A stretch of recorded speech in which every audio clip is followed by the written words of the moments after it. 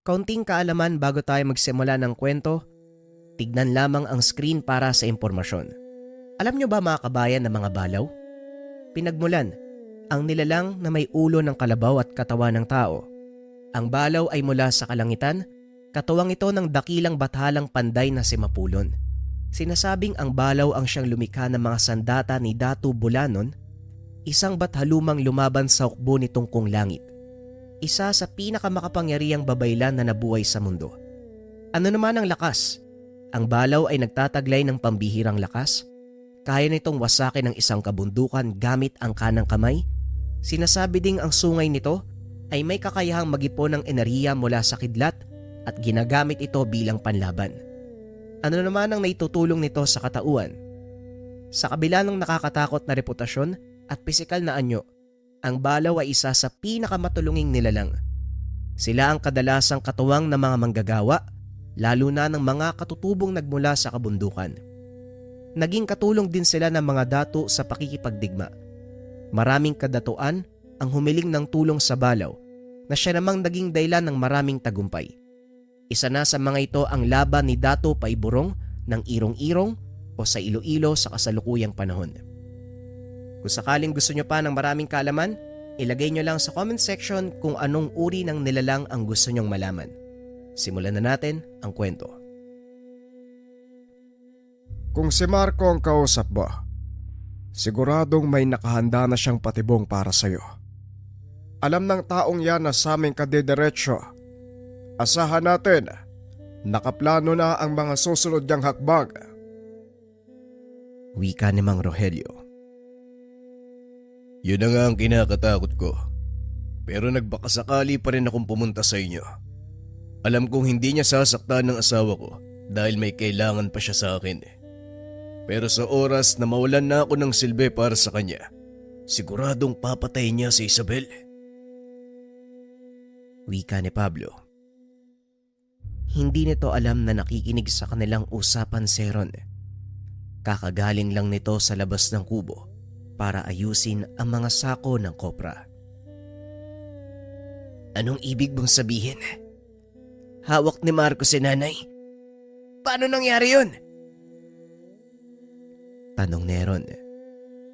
Napalingon ng dalawang nakakatanda dahil hindi nila akalaing papasok ang binata sa kubo.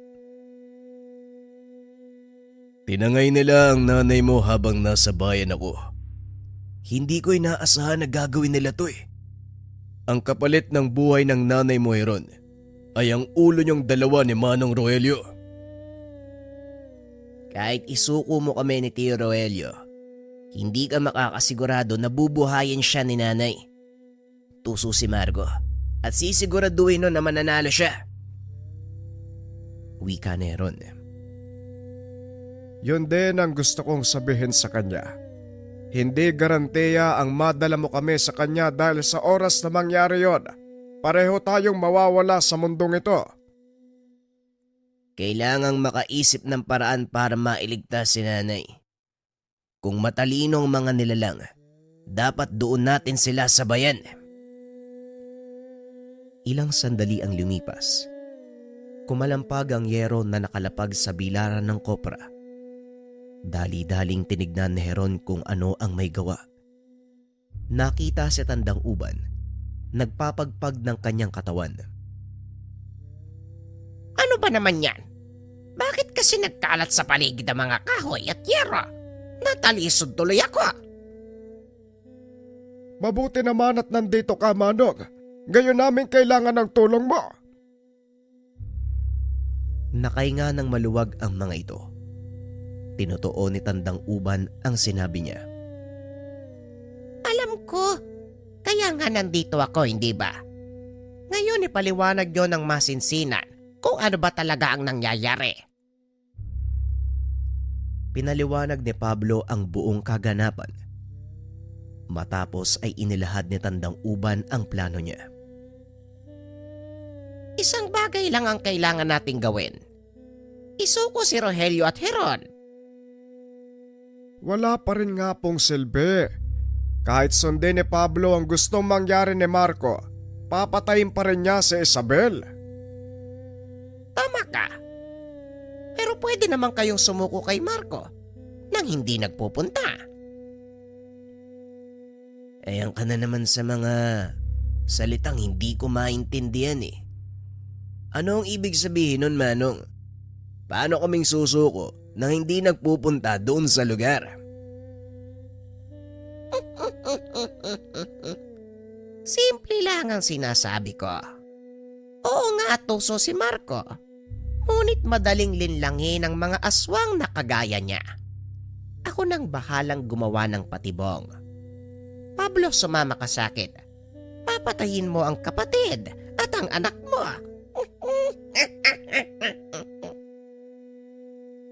Nagkatinginan si Mang Rogelio at Heron.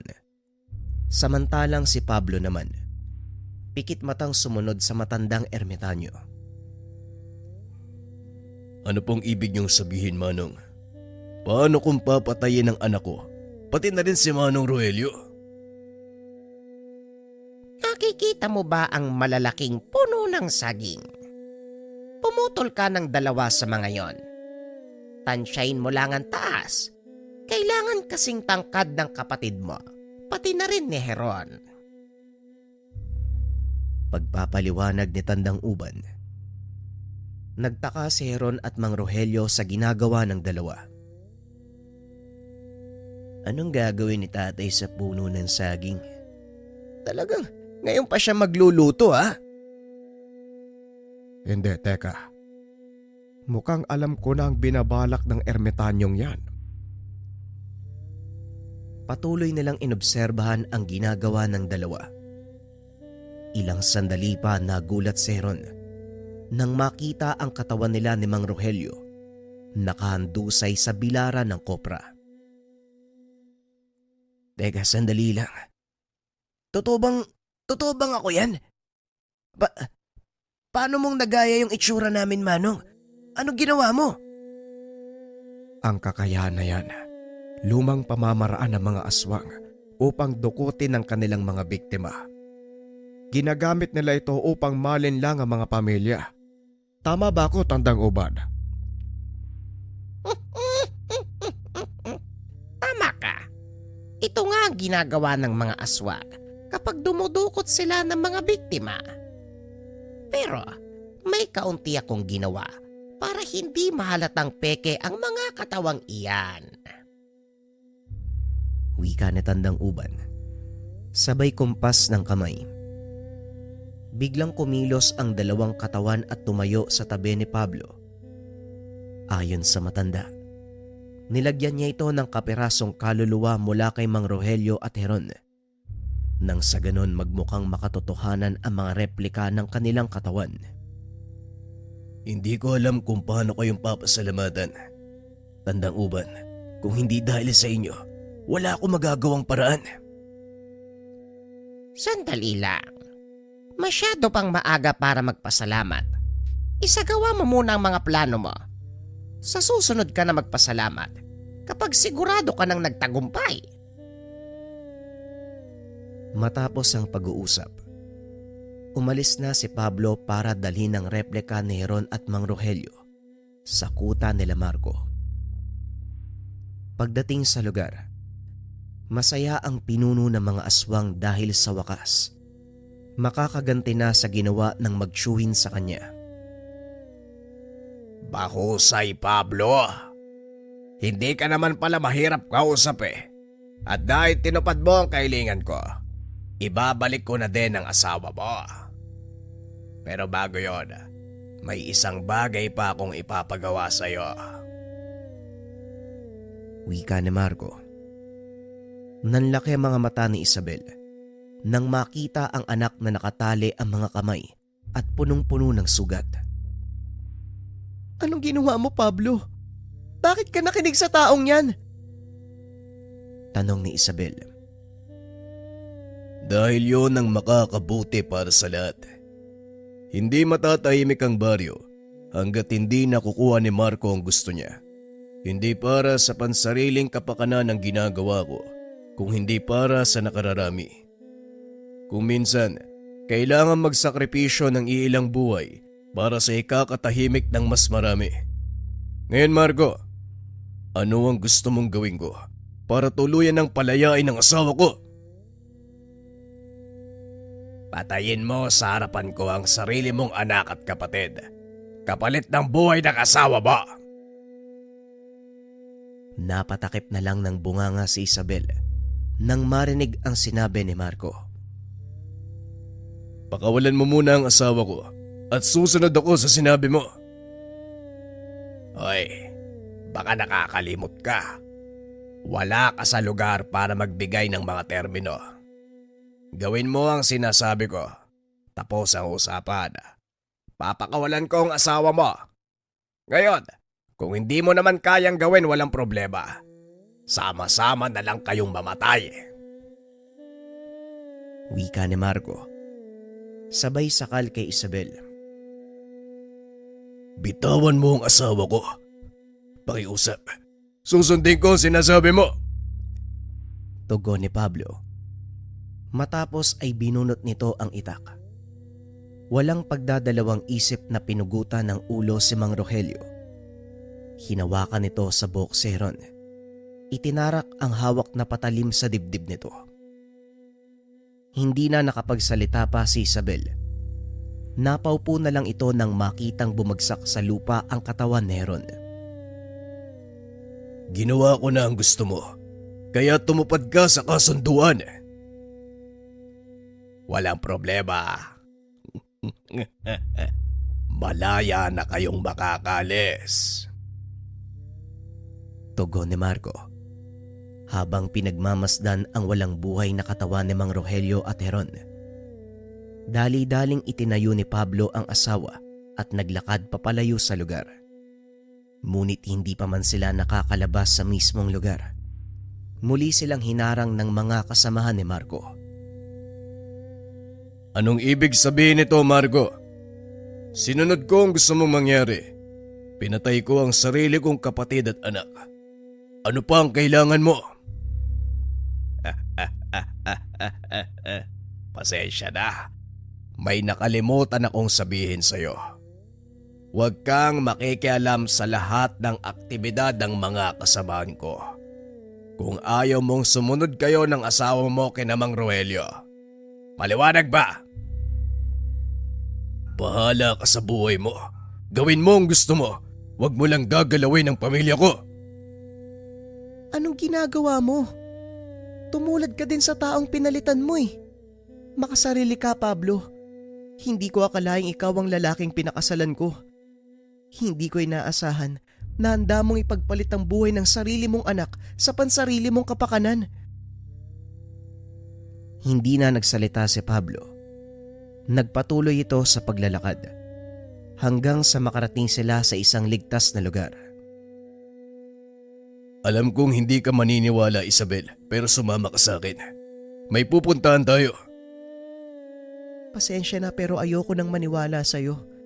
Matapos yung mga nakita ko, unti-unti kong napagtanto na hindi ikaw yung tipo ng tao na gusto kong makasama sa buhay. Hinawakan ni Pablo ang kamay nito. Sapilitang hinila papunta sa koprahan. Narinig nito na may nag-uusap-usap sa kubo ni Mang Heron. Naroon din ang dalawang asong gubat. Maging ang mga tuta ni Heron. Naglalaro sa bilaran ng kopra. Teka, anong ibig sabihin nito, Pablo? Sino yung mga taong nasa loob ng kubo? Bakit hindi ka pumasok para malaman mo? Habang nakangiti, naglakad papasok sa kubo si Isabel.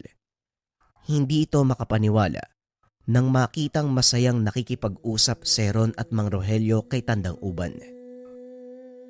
Anong ibig sabihin nito? Sino yung mga taong pinatay ni Pablo sa harapan ko kanina? Tanong ni Isabel. Dali-daling tumayo si Heron at niyakap ang ina. Huwag kang mag-alala, Nay. Ligtas ka na. At kung ano man ang nakita mo kanina, palabas lang yon ni Tandang Uban para linlangin ang mga kalaban. Malamang sa mga oras na to, napagtanto niya na ang ginawa namin. Wika ni Heron. Pasensya ka na kung kinakailangan mong pagdaanan ng lahat ng yun. Sinabi ko naman sa'yo na magtiwala ka lang sa akin, di ba? Kilala mo ko. Hindi ako masama kagaya ng iniisip mo.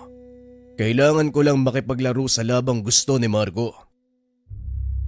Magpasalamat na lang tayong gumana ang ating plano. Pero hindi rin magtatagal. Mapapagtanto ni Marco na peke ang mga katawang dinala mo sa kanya, Pablo. Mas makakabuti kung dumito muna kayo. Tugon ni Mang Rogelio. Samantala, sa panig naman ni Marco. Magsipaganda kayo mga kasama. Ngayong wala nang hahadlang sa mga plano ko. Maaari na nating gawin ang anumang binabalak natin sa baryo. Wika ni Marco. Lumapit sa kanya ang isa sa mga kasama. Marco, ano ang gusto mong gawin sa mga bangkay? Tanong ni Pido. Hayaan nyo lang muna sila. Mamaya ako magpapasya kung ano ang gagawin sa mga yan. Sa ngayon, sabihan nyo ang mga kasama nating nagtatago. Pwedeng-pwede na silang lumabas. Wika ni Marco at kagad na umalis si Pido. Sinunod ang pinag-uutos ng pinuno. Nang gabing iyon sinalakay nila ang baryo. Walang alam ang mga aswang na isa ito sa mga patibong nila Mang Rogelio. Pagdating ng pangkat ni Marco sa baryo, wala ng tao sa mga tahanan. Anong nangyari? Bakit wala ng tao dito? Kakagaling ko lang dito, Marco. Ilang oras pa lang ang nakakalipas, kaya imposibleng mawala sila kagad. Halugugin nyo ang paligid. Malamang nagtatago lang ang mga tao. Natunugan nila ang pagdating natin pero paano? Hindi naman kaya pinuno. Naisahan tayo ni Pablo. Imposible ang sinasabi mo. Nakita ng dalawang mata ko kung paanong ginilita ni Pablo ang kanyang kapatid at sariling anak. Tugon ni Marco. Nilibot ng mga kasama nito ang paligid. Ngunit tanging tahanan ni Pablo ang may tao. Si Pablo at ang kanyang asawa naroon sa kanilang tahanan. Ano ang gusto mong gawin namin, Marco? Patayin niyo ang mag-asawa. Balitaan niyo na lang ako kung ano ang nangyari. Tugon ni Marco. Dali-dali itong umalis sa lugar. Samantalang sina Pablo at Isabel nanatiling nakatago sa kanilang tahanan. Bago pa man sumalakay sina Marco, nagsagawa na ng plano sila Mang Rogelio. Aatras tayo ng ilang oras bago ang pagsalakay. Siguradong sasalakay na sila Marco sa baryo. Ngayong alam nila na wala nang makakapigil sa mga binabalak nila. Nais kong umuwi kayo sa tahanan para magsilbing pain. Isama nyo si Kambang at Kumpol. Huwag kayo magpapalata. Nasa paligid lang kami ni Ron. Ngayon natin tatapusin ang laban. Hindi ako makapaniwala na maririnig ko ang mga salitang yan sa'yo, Manong. Para bang nawala yung mahinahon mong pagkatao? Kailangan nating makiangkop sa mga pangyayari. Dahil kung hindi, maaari tayong lamunin ang makaluma nating sistema. Mauunawaan mo rin ang sinasabi ko. Sa ngayon lumakad na kayo. Nang maagapan natin ang sakunang nagbabadya. Wika ni Mang Rogelio. Mabilis na umalis ang mag-asawa. Binalaan ang mga tao. Minsan nang naganap ang ganitong pagsalakay, kaya hindi na nahirapan pa si Pablo na kumbinsi ng mga kababaryong lumikas pansamantala. Balik tayo sa kasalukuyan. Walang kamuwang-muhang sinapido sa nag-aabang na patibong. Kumatok ang mga ito sa pintuan ni Pablo na kagad niya namang pinagbuksan. Anong ginagawa niyo dito? May usapan kami ni Marco. Anong kailangan niyo sa akin? Pasensya na. Napagutusan lang ako. Wika ni Pido. sabay tulak kay Pablo papasok ng tahanan. Wala siyang kamalay-malay. Nakatago sa likod ng pintuan si Kambang at Kumpol. Nagulat na lang ito nang marinig ang pag-angil ng mga ito. Dahan-dahang lumingon si Pido. Nakita ang dalawang malalaking asong nakatitig sa kanya. Kapwa handang sumalakay. Malaking pagkakamali ang pagsalakay nyo dito sa baryo. Yan ang napapala ng mga taong hindi marunong sumunod sa napagkasunduan. Wika ni Pablo. Nang bitawan nito ni Pido, walang pagdadalawang isip na dinamba ni Kambang ang kalaban. Tumakbo palabas ng tahanan sina Pablo at Isabel dahil alam nilang darating ang mga kasama nito. Paglabas nila ng tahanan, nakita ng mag-asawa ang napakaraming aswang na nakapalibot sa kanila. Isabel, huwag kang lalayo sa tabi ko. Huwag kang mag-alala. Darating ang tulong. Nasa paligid lang si Manong Roelio. Wika ni Pablo. Nang mga sandaling iyon, naghahanda na ring sumalakay si Heron. Sandali lang. Bakit hindi ko nakikita sa paligid si Margo? Sa palagay ko, naduwag ang isang yon. O siya, gamitin mo ang ilan sa mga alaga kong asong kubat. Hanapin mo ang kinaroroonan nila. Wika ni Tandang Uban. Hindi Manong, ako na ang gagawa nun. Maiwan ka dito Heron. Kailangan ng mga magulang mo ang tulong. Ilabas mo sila sa kawan ng mga aswang na yan. Wika ni Mang Rogelio.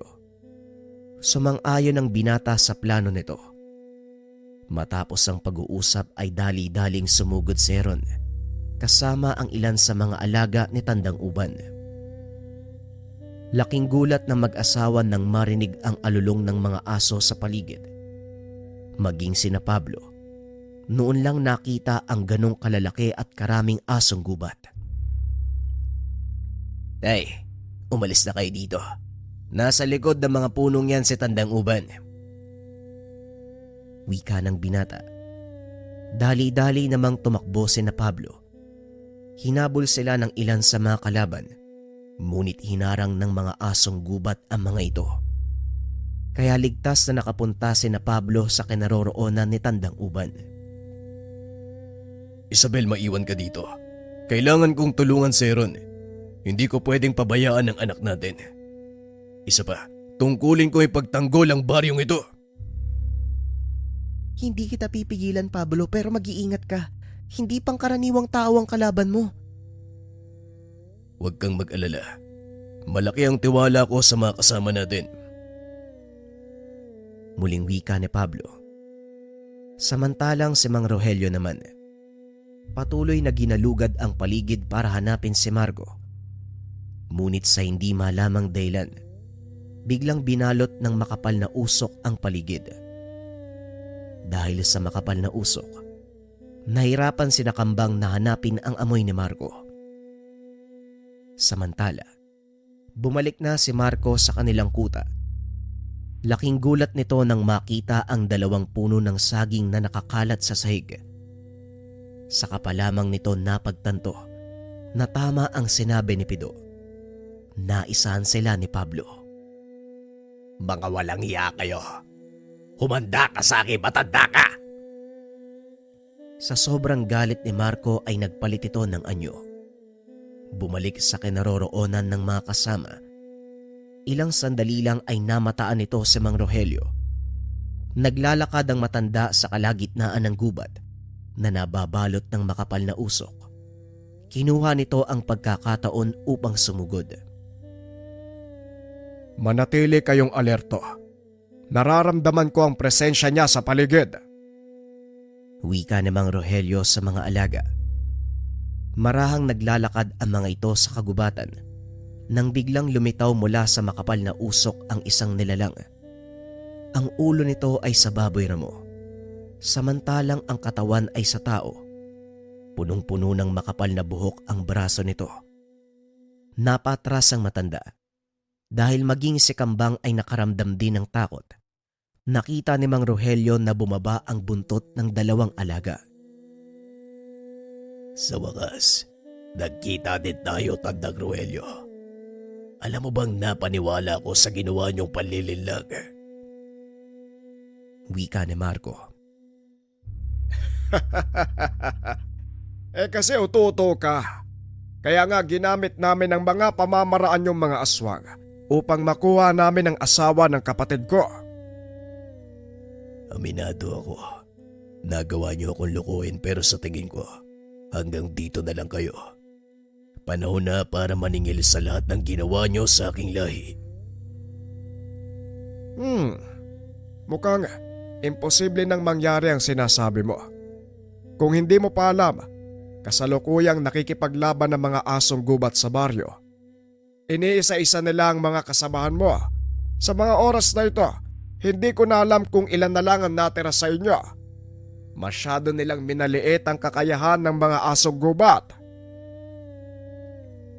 Wika ni Mang Rogelio, na lalo namang nagpatindi ng galit ni Marco. Sumigaw ito. Umalingaw-ngaw sa paligid ang napakalaking boses ng nilalang. Napatras si Kambang at Kumpol dahil sa lakas ng inilalabas na enerhiya ni Marco. Tignan mo, maging ang pinagmamalaki mong asong gubat natatakot sa presensya ko. Sa palagay mo, may magagawa pa ba kayo ngayon? Ikaw ang nagdala nito sa sarili mo, Mang Rogelio. Walang awa mong pinatay ang kapatid ko. Kayo ang unang nanggulo. Kayo ang sumira ng katahimikang ito. Dumepensa lang kami. Kaya wag mong ibunto ng sisi sa amin. Biglang sumugod si Marco. Itinulak nito ang matanda. Dahilan para tumalsik ng malayo. Dali-dali namang tumakbo si Kambang papunta sa tabi nito. Yan, ganyan nga. Matakot kayo sa akin. Mga mabababang uri ng nilalang. Wika ni Marco. Dahan-dahang bumangon si Mang Rogelio. Naramdaman ang bali sa kanang braso. Mukhang hindi na ako makakalaban ng sabayan sa kanya, Kambag. Wala akong panama sa isang aswang. At sa kasalukuyan niyang adyo, mukhang hindi niyo rin siya kakayanin talunan. Wika ni Mang Rogelio sa mga alaga. Nagkakamali ka, Rogelio. Tumayo ka. Alisin mo ang anumang alinlangan sa puso mo. Yan ang nakakapagbigay ng takot sa mga alaga mo. Tandaan mong konektado sila sa emosyon mo. Wika ni Tandang Uban. Nakatayo lang ito mula sa malayo habang pinagmamasdan si Mang Rogelio. Mukhang napaka-imposible ng sinasabi mo, Tandang Uban. Tignan mo ang malaking pagkakaiba namin. Isang pangkaraniwang matanda laban sa isang malakas na aswang. Sa palagay mo, saan ko kukunin ang tapang para kalabanin ng isang yan? Hindi mo pa rin ba naiintindihan ang lahat, Rogelio? Tumingin ka sa paligid.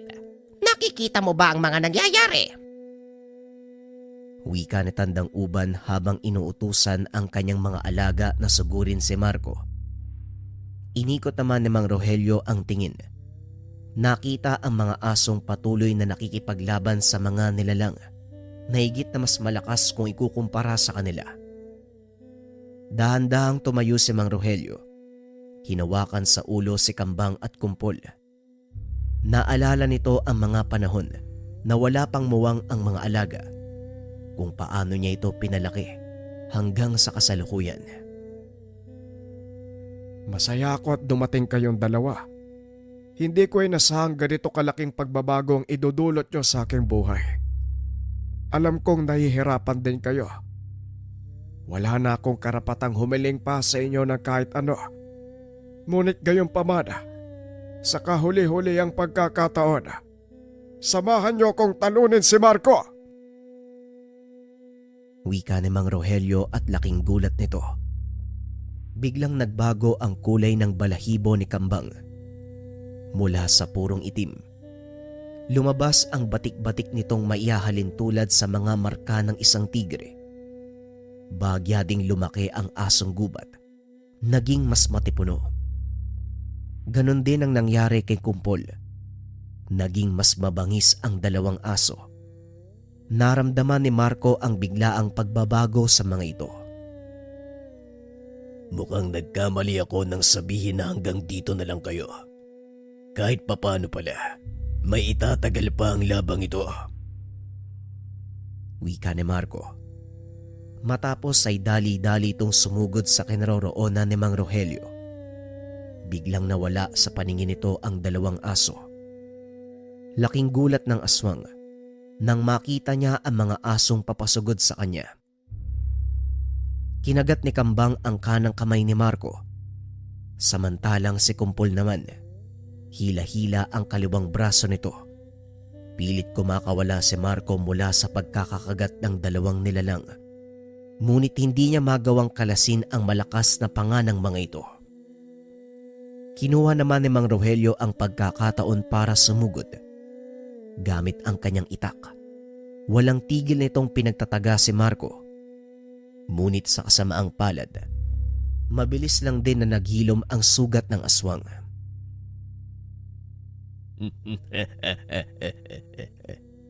Mukhang nakalimutan mo yata. Isa akong aswang, Mang Rogelio. Hindi ako tatabla ng sandatang hawak mo. Wika ni Marco. Inangat nito ang magkabilang braso. Umikot ng ilang ulit, dahilan para tumilapon palayo ang dalawang aso. Sa pagkakataong iyon, sinugod na ni Marco si Mang Rogelio. Akmang susuntukin niya ito. Biglang tumarak sa katawan ng aswang ang isang sibat na gawa sa kawayan. Nilingon ni Mang Rogelio kung sino ang may gawa nun. Nakita si Pablo na nasa likod ni Heron at ang ilan pang asong gubat. Sa udyat ng binata, isa-isang sumugod ang mga aso. Pinagtulungan ng mga aswang. Halos magkandalasog-lasog na ang katawan nito nang pakawalan siya ng mga galit na nilalang. Sumuko ka na, Marco. Dahil wala nang iyong mga kasama, nag-iisa ka na lang. Wika ni Mang Rogelio sa pag-aakalang tapos na ang laban. Hindi importante kung nag-iisa ako. At nagkakamali kayo kung inakala niyong hanggang dito na lang ang lahat. Maaring mapatay niyo ako. Ngunit asahan niyong may darating pang mas malakas kaysa sa akin. At habang nag-uusap tayo, unti-unti na silang papalapit. Tugon ni Marco. Dali-daling tumakbo si Mang Rogelio. Tinaga sa leeg ang aswang. Humiwalay ang ulo nito sa katawan na naging dahilan ng agarang kamatayan. Hindi ako sigurado kung totoo ang sinasabi ng isang to. Pero masaya ako dahil sa wakas, Hindi na ituloy ni Mang Rogelio ang sasabihin. May kung anong tumama sa kanyang likod. Tumagos ito sa kanyang dibdib. Dahan-dahang napaluhod. Nanlaki ang mga mata ni Heron nang makita ang may gawa ng ataking iyon. mukhang naaliw kayo habang pinagtutulungan ang anak ko. Mga walang hiya. Hindi pa kayo nakontento na pinatay niyo ang isa. Ngayon naman, sinunod niyo pa si Marco. Wika ng isang matanda na may hawak ng pana. Sa wakas at nagpakita ka na, Tandang Lindo. Hindi mo alam kung gaano ko katagal inantay ang pagkakataong ito. Sa wakas, magkakadaumang palad ko na din ang mga ngasong aswang. Wika ni Tandang Uban. Dali-daling binuhat ni Heron ang tiyuhin papalayo sa lugar. Kapit lang, Tio. Kaya mo yan. Malayo sa bituka ang sugat mo. Tama ka. Pero hanggang dito na lang siguro ko, Heron. Hindi ko nakakayanin ng isa pang malakas sa kalaban. Ngayon nasa kamay mo na kung paano ipagpapatuloy ang labang ito. Hindi, Tiyo. Gagaling ka pa. Marami pa tayong dapat gawin kaya huwag ka na magsalita. Magpahinga ka. Kami nang bahala dito. Muling wika ni Heron. Hinawakan ni Mang Rogelio ng maigpit ang kamay nito. Muli siyang nagsalita. Masaya ako at umabot tayo hanggang dito. Nagawa ko na ang dapat kong gawin, iho. Hindi na ako magtatagal kaya pakiusap. Talunin mo ang isang yan para sa akin. Hindi, Tiyo. Hindi ako papayag. Sino ngayon na mag-aalaga kay Kambang at Kumpol? Inihahabilin ko na sila sa pangangalaga mo. At isa pa, ikaw naman talaga ang nag-alaga sa kanila. Nung mga panahong hindi pa namumulat ang kanilang mga mata. Tiyo. Hindi. Ikaw ang kinilala nilang amo Kaya kailangan mong lumaban para sa kanila. Tugon ni Heron. Nakapikit na ang mga mata ni Mang Rogelio ng mga sandaling iyon. Marami na ang nawalang dugo sa matanda. Hinawakan ni Pablo sa balikat ang binata. Hayaan mo nang magpahinga si Manong Rogelio, anak. Tapos na ang kanyang paghihirap. Nagawa niya na ang dapat gawin sa mundong ito. Wika ni Pablo. Dahan-dahang inilapag ni Heron ang katawan ng tiyuhin. Kasabay ng paglapat nito sa lupa ay siya ring pagkalagot ng kanyang hininga. Napatingin si Heron sa lalaking pumana sa tiyuhin. Dinampot nito ang itak at tumayo. Naglakad ng marahan kasabay nito si Kambal at Kumpol. Ramdam ng binata ang galit sa mga alaga ng tiyuhin. Kambang, Kumpol, alam kong pagod na kayo. Pero may isa pa tayong kalaban. Kaya kapit lang. Sisiguraduhin kong tatapusin natin to ngayon. Maaaring hindi mo siya kayanin, Heron. Masyado siyang malakas para sa'yo at higit na may karanasan. Alam ko, Manong.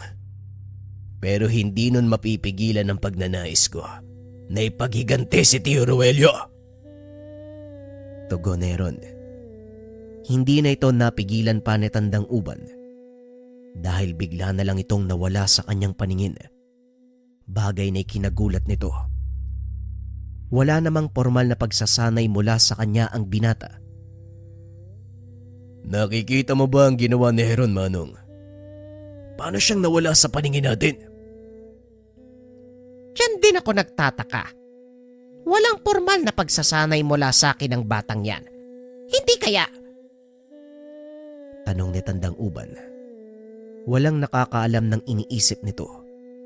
Ngunit malaki ang hinala ng matanda na si Mang Rogelio ang nagturo sa binata ng lahat ng nalalaman. Ngunit ni minsan, hindi niya nakita si Mang Rogelio na gamitin ang kakayang iyon. Habang iniisip ng matanda ang nangyari, biglang lumitaw ang binata sa harapan ni Lindo. Sinuntok ito. Kasunod ng pag-ataking iyon, dinamba ng 2 aso ang kalaban. Hindi na pagandaan ni Lindo ang pag-atake, kaya malubha itong nasugatan.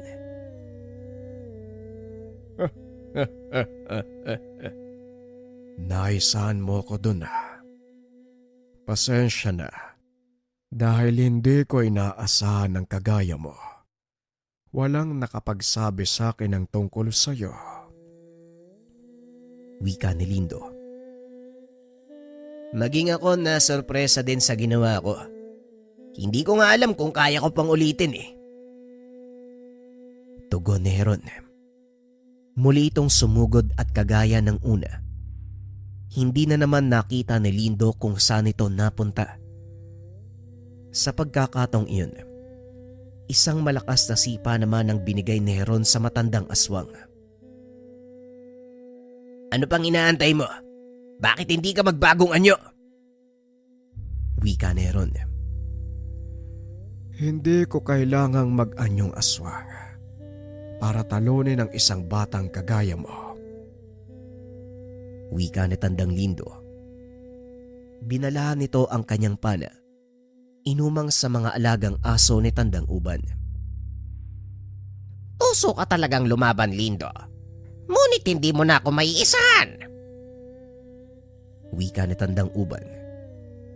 Nagsipagtakbuhan ang mga aso papasok sa kagubatan. Wala ni isa sa mga ito ang natatanaw ni Tandang Lindo hanggang sa muling sumugod si Heron. Ginamit ito ang likod ng kanyang itak upang hampasin ang kamay ng matanda, dahilan para mabitawan ito ang palaso. Kasunod ng ataking iyon, isang malakas sa suntok, dahilan para mawala sa konsentrasyon ng matanda. Isa-isa namang sumugod ang mga asong gubat. Salitan ang mga ito sa pagkagat sa matanda, hanggang sa tuluyan ng mapunit ang suot nitong damit. Mukhang nagkamali ako nang sabihin kong hindi ko kailangan magbago ng anyo.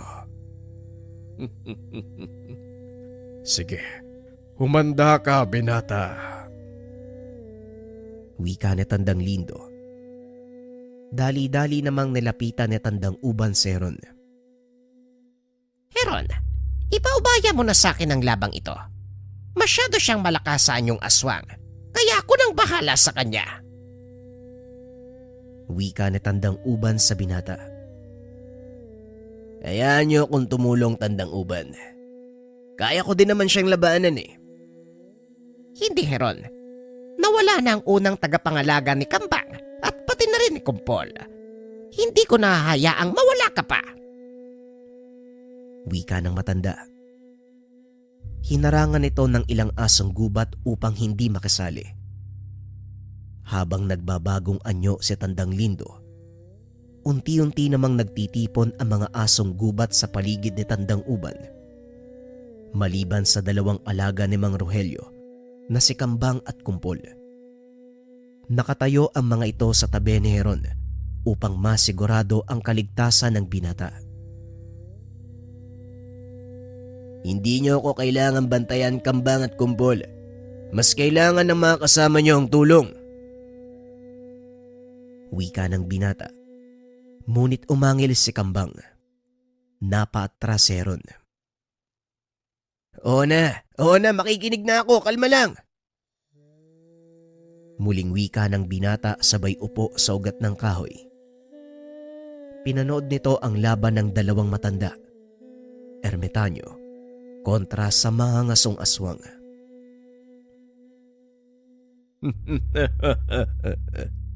Tignan natin ngayon kung ano ang magagawa mo. Nung una tayo magkarap, maraming taon na ang nakakaraan, halos kalahati ng mga alaga mo ang nawala. Hindi ka pa ba nadadala? Sigurado kung mauulit lang ang kaganapan. Maulit na akong mauulit. Tanggap ko na ang maaaring mangyari sa kanila. Huwag kang mag-alala. May napipisil na akong papalit sa akin. Tugon ng matanda sabay lingon kay Heron. Tinignan ni Tandang Lindo ang binata at tumawa ng malakas.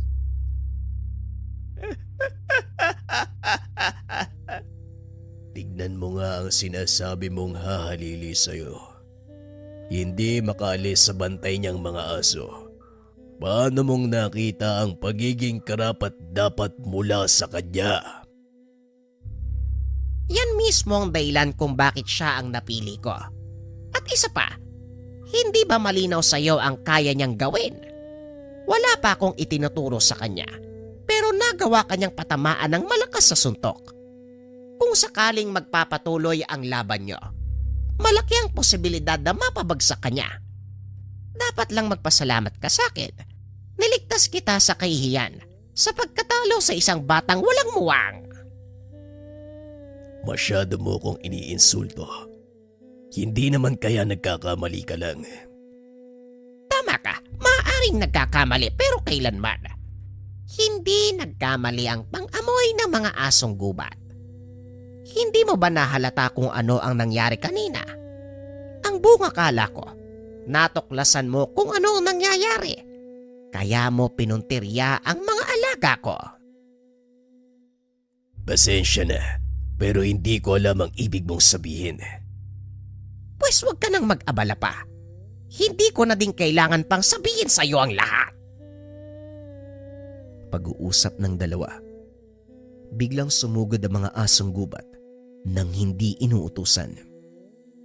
Sinakmal nila si Tandang Lindo, ngunit hindi naaapektuhan ng kagat ng mga ito ang katawan ng matandang aswang. Hindi tatalab sa akin ang kagat ng mga alaga mo. Nagsasayang kayo ng lakas. Wika ni Tandang Lindo. Sabay kumpas ng kamay. Nagtalsika ng mga asong gubat. Kinuha naman itong pagkakataon ni Tandang Uban para sumalakay. Laking gulat ni Tandang Lindo dahil nang lingunin niya sa Tandang Uban, malapit na ito at nakaamba ng suntok. Tumama ito sa panga ni Tandang Lindo dahilan para matanggal ang kaisa-isa nitong ngipin. Anong nangyari? Hindi mo ba inaasahan na kaya ko pang sumuntok ng ganon? Walang yaka, matanda ka. Humanda ka sa akin. Nagpalitan ng suntok ang dalawang matanda. Habang nangyayari ang laban, hindi naman maiwasang mapatayo ni Heron sa kinauupuan. Namamangha ito dahil kung titignan, parang hindi matatanda ang nagpapalitan ng atake. Parang hindi ka tumatanda, Uban. Ganun pa din ang lakas mo. Ganun ka rin, kaibigan. Sayang lang, magkaiba tayo ng paniniwala. Nanariwa sa dalawang matanda ang nakaraan. Kapwa nakatayo ang mga ito habang iniintay kung sino ang mauunang sumalakay. Parehong nagpapakiramdaman ang dalawang matanda na tila sinusukat ang lakas ng bawat isa. Hindi ko alam kung ano nangyari. Bakit nakatayo lang silang dalawa? Tanong ni Heron. Wala akong ideya. Parang naglalaban silang dalawa sa pamamagitan ng isipan. Tumayo si Heron upang tignan ng mabuti ang ginagawa ng mga ito. Nang bigla siyang hinawakan ni Kambang, hinawakan nito ang ulo ng alaga. Huwag kang mag-alala. Hindi ako makikisali sa laban nila. Baka kung anong mangyari sa... Biglang may pumasok na pangitain sa kanyang isipan. Nakita nito ang dalawang binatang magkasama. Ang isa ay may mga kasamang aso. At yung isa naman, mahaba ang buhok, may hawak na pana. Sa isip ni Heron, ang isa ay si Tandang Uban at yung isa naman ay si Tandang Lindo. Magkasama ang mga ito sa lahat ng gawain. Kung titignan, mistulang matalik na magkaibigan ang dalawa. Sabay lumalaban ang mga ito sa mga ngasong pumapasok sa gubat upang manghuli ng mga mabubangis na hayop. Hindi mapaghiwalay ang dalawang binata, isang mangangaso at isang tagabantay. Isang kaganapan ng mistulang naglagay ng harang sa pagitan ng dalawang binata. Ito ay ang katotohanan ng isang aswang si Lindo. Kalaban naman ng pamilya ni Uban ang mga ito. Simula nang sumiwalat ang katotohanan, hindi na muling nagkita ang dalawa bilang magkaibigan. Sa tuwing magkakarap ang mga ito, isang labanan ang nagaganap. Ipagpatawad mo, kaibigan, pero wala na akong magagawa. Tadhana ang nagtakda ng ating kapalaran. Hanggang dito na lang siguro ang pagkakaibigan natin. Wika ng binatang si Lindo. Tama ka. Malungkot man ang pangyayaring ito, ngunit wala na tayong magagawa. Sikapin na lang natin na huwag magtagpo ang landas natin sa labanan. Tugon ng binatang Uban. Kapwa naglakad ang mga ito palayo sa isa't isa. Dito na naputol ang pangitain. Napatingin si Heron kay Kambang. Naupo ito para kausapin ang alaga. Matalik na magkaibigan yung dalawang yan?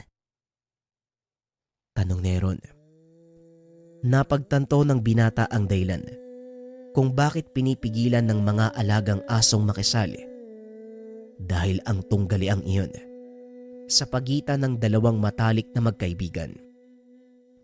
Tumayo si Aaron at sinigawan ng mga ito. Kayong dalawa, magsitigil kayo bago nyo tuluyang mapatay ang isa't isa. Napatingin ng dalawang matanda. Sumagot si Tandang Lindo. Huwag kang makikialam kung ayaw mong ikaw ang pagdiskitan ko. Hindi pa ako nakakaganti sa ginawa ng matandang to sa akin. Natanggal ang nag-iisang ngipin ko dahil sa suntok niya. Tugon ni Tandang Lindo. Napansin ni Aaron na nagbalik ito sa anyong tao. Napangiti na lang si Aaron dahil hindi na ito nakakaramdam ng galit sa magkabilang panig. Hindi alam ng binata kung ano ang nangyari, ngunit ramdam nito ang kakaibang kapayapaan. Bahala kayong dalawa kung gusto nyong magbugbugan hanggang mag-umaga. Kayong bahala, matatanda na kayo. Wika ni Aaron sabay balik sa upuan. Patuloy na naglaban ang dalawa hanggang sa kapwa bumagsak ang mga ito. Ngayon lang uli ako nakaramdam ng ganitong pagod sa loob ng mahabang panahon. Ganon din ako. Masaya ako. Wala na tayong kailangang sunding batas ng sarili nating mga lahi. Tinupad mo ang pangako mo sa akin, Uban. Pinatunayan mo lang na tunay kitang kaibigan. Wika ni Tandang Lindo. Nakaiga ang dalawa sa lupa. Habang nag-uusap, tumabi sa kanila ang mga asong gubat. Habang nagpapahinga, kapwa natulog ang mga ito hanggang sa sumikat ang araw. Ngayon nauunawaan mo na kung bakit gusto kong labanan si Lindo. Alam kong kaya mo siyang talunin, ngunit hindi yon ang gusto kong mangyari. Matalik kong kaibigan ng matandang yon. May pangako ako sa kanya noon. Masaya kong nabigyan ng pagkakataong matupad yon. Hindi ko po talaga naisip na ganito ang kakalabasan ng lahat. Nakakapanghinayang lang na wala si Tio Rogelio dahil sa kagustuhan nating ipagtanggol ang mga tao. Sinong nagsabi na namatay ang tiyuhin mo? Huwag kang mag-alala. Kaya ko siyang iligtas. Nawalan lang ng malay ang matandang yon dahil nakakita ng dugo. Hindi malala ang tama niya. Walang namamatay sa palasong walang tulos. Napalingon si Aaron nang marinig ang boses ni Tandang Lindo. Anong ibig mong sabihin? Hindi ko maintindihan eh. Dalawa sa mga anak mo ang namatay sa nangyaring hidwaan. Pero bakit parang baliwala lang sa'yo? Tanong ni Aaron. Hindi ko anak, Sena Marco. Sadyang iba lang ang pananaw nila sa buhay. Nang malaman kong isang ermitanyong may alagang asong gubat ang kalaban, alam ko na kaagad na si Uban ang tinutukoy nila. Kung namatay man ang dalawang yon ay sa kagustuhan nila. Ilang beses ko silang pinigilan sa gusto nilang mangyari, pero hindi sila nakinig. Si Tandang Lindo at ako, kapwa nagsasanay sa ilalim ng nag-iisang guro. Sa kasamaang palad, pinaghiwalay kami ng aming mga tadhana, ngunit bago tuluyang maglaho ang aming pagkakaibigan, pareho kaming nangako na hindi namin ito kakalimutan kahit anong mangyari. Wika ni Tandang Uban. Napakamot na lang sa ulo si Aaron dahil napakaraming buhay ang nasayang na hindi naman dapat mangyari kung umpisa pa lang ay nagkita na ang dalawa. Alam nyo, kasalanan nyo ang lahat ng to eh. Marami sa mga taga-baryong namatay. Gayon din sa mga aswang at asong gubat. Hindi dapat nangyari ang bagay na to kung nagkita at nagkais kayo ng mas maaga. Nauunawaan ko kung ibubunton nyo ang sisi sa akin. Ngunit wag din nating kakalimutan na minsan nangyayari ang isang bagay para na din sa ikabubuti ng lahat. Napagtanto ni Heron ang sinabi ni Tandang Lindo. Kung hindi namatay si Marco, malamang hindi matatapos ang kaguluhan. Sa kabila ng trahedya, nakahinga ng maluwag ang binata dahil sa wakas. Nagkaroon na ng tuldok ang walang katapusang laban nila sa mga aswang. Makalipas ang ilang araw, muling nagbalik sa ayos ang lahat. Maging ang baryong kamuntikan ng mawasak, pinagtulungang ayusin. Naging mas mapayapa ang kapaligiran nang malaman ng mga tao na pinangangalagaan ng dalawang malakas na nilalang ang baryo. Unti-unti ring nakabawi si Mang Rogelio sa kanyang pinsala, ngunit tuluyan ng pinaubaya kay Heron ang pangangalaga sa mga asong gubat. Sinanay din ng dalawang matanda ang binata upang maging mangasong tagabantay. Hindi ko ito nagawa sa aking mga kalahi, kaya kung iyong mamarapatin, hayaan mong turuan kitang maging mangangaso. Sa ganung paraan, mas magiging epektibo ka sa tungkuling gagampanan mo. Wika ni Tandang Lindo. Pumayag naman si Heron. Kalaunan ay tuluyan itong niyakap ang pagiging mangangasong tagabantay. Naging tagapangalaga ng kagubatan ng binata. Sa tulong ng mga alagang asong gubat, itinaboy ng mga ito ang mangangasong nanguhuli ng mga hayop na nanganganib ng maubos. Pinarami din ng binata ang lahi ng mga asong gubat para mapangalagaan ng maayos ang mga ito. Minabuti nilang ipakilala ang lahi ng mga aso sa taga-baryo. Buong puso namang tinanggap ng mga tao ang kanilang presensya. Samantalang sina Tandang Lindo naman at Tandang Uban, muling nanirahan sa kagubatan.